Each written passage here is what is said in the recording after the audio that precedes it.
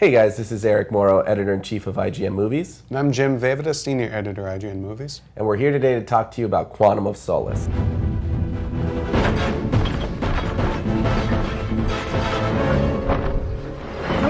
Unlike any other Bond film before it, Quantum of Solace is a true sequel, picking up about an hour after the events of Casino Royale.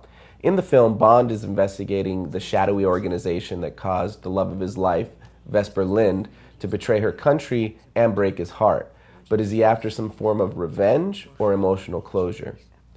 Jim, it's no secret that this movie is pretty much balls to the walls action. Can you comment on the action?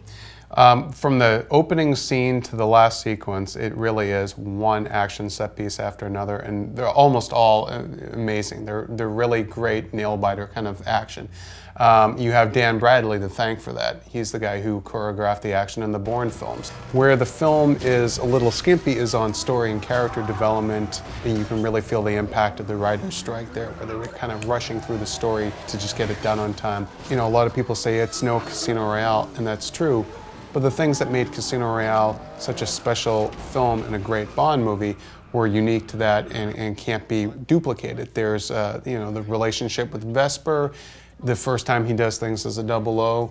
Because Quantum of Solace is basically takes up right after Casino, you can't have him fall in love again.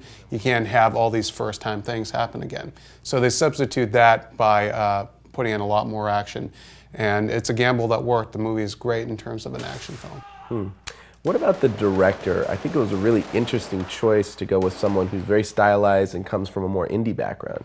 Yeah, Mark Forster, he's an Austrian filmmaker. He directed movies like Monsters Ball, Finding Neverland, and he brings to the film the strongest director's vision to date in a Bond film. It's been known as a producer's franchise, but he allows for a lot of artistic flourishes throughout the film that really make for a unique and thrilling Bond.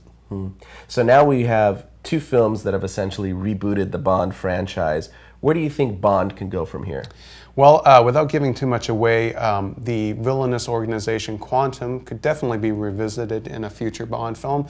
And also I could see them bringing in more traditional Bond elements like Miss Moneypenny, perhaps more humor, maybe Q, but that's kind of iffy given how technology is kind of caught up. But overall, I think it bodes well for Bond continuing to be a viable and entertaining franchise. Okay. So as the IGN Movies editor who's providing the official review of the film, out of a 5-star rating, what would you give it, and what are your final thoughts? I would give it 4 out of 5 stars, and that's based almost primarily on the action in the film. Again, as a story, it lacks some moments of character development, but overall the cast is solid, and it's a great, fun, thrilling action film. Great. So to check out all of our Quantum of Solace coverage, be sure to hit movies.ign.com.